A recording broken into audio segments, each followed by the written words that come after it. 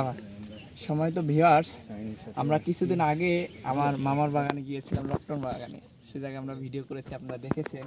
তো আজকে সে জায়গায় গেছিলাম, মামা আমাকে তেনার লকটন খিলিয়েছিল। এখন আজকে মামা আসছে আমার শখের একটি পেঁপে বাগানে। তো মামার কাছে তো আমি এখন বলবো যে মামা এখন তো কাঁচা আছে, যদি আপনি বাসায় নিয়ে যান মানে কাঁচা অবস্থায় খাইতে পারবেন।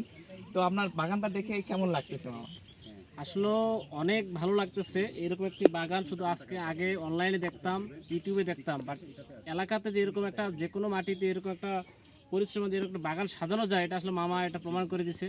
আমার মনে হয় উত্তরাঞ্চলের এই পঞ্চগড় জেলায় এরকম বাগান দ্বিতীয়টি আর হয় না। বিশাল এই বাগানটি যেভাবে সাজিয়েছে, পেঁপের গ্রোথ দেখলে দেখেন মাটি থেকে 3 ইঞ্চি উপরে 2 ইঞ্চি উপর থেকে যেভাবে কতগুলো পেঁপে ধরছে, অলরেডি প্রায় 50-60টি পেঁপে ধরেছে, আরও ফুল আসতেছে, আবার গাছ গ্রোথ নিচ্ছে।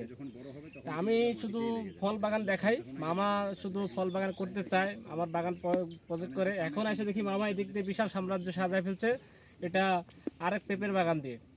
তা আপনারা যারা এরকম উদ্বুদ্ধ হতে চান, সরজমিনে আসতে পারেন। মামার কাছে আমিও পরামর্শ নিচ্ছি, আমিও মোটামুটি 500 চারা লাগাবো। আর মামার এখানে আরেকটা বিষয় হলো যে যারা এখান থেকে মামার কাছে চারা আছে, মামা নাসিকের একজন সদস্য, উনি চারা ব্যবস্থা করে দিয়ে। এছাড়াও যে মামা যে ফলনগুলো যারা কিনে বিক্রি করতে চান, অবশ্য যারা এমনি এসে খেতেও চান, মামা দাওয়াত দিয়ে রাখছে অলরেডি, পাকলে এসে খাবো। আর যাওয়ার সময় অবশ্যই সবজি বাসার জন্য নিয়ে যাব। তো মামার বাগান কিনে নিতে পারবে, পেঁপেও কিনে নিতে পারবে, এবং এসে মামার কাছে পরামর্শ পাবে। ধন্যবাদ মামাকে।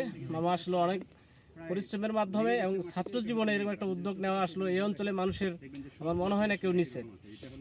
তো ভিউয়ার্স, আজকে এই পর্যন্ত। কথা হবে আরো নতুন কোনো এপিসোডে, নতুন কোনো ভিডিও। মামা আপনাকে ধন্যবাদ। আসলে আপনি বিজিবি সৈনিক হয়েও ছুটির মাঝখানেও ফ্যামিলির পাশাপাশি আমাকে এই বাগানে আসে সময় দেওয়ার জন্য আপনাকে ধন্যবাদ জানিয়ে শেষ করছি আজকে ভিডিও। আসসালামু আলাইকুম।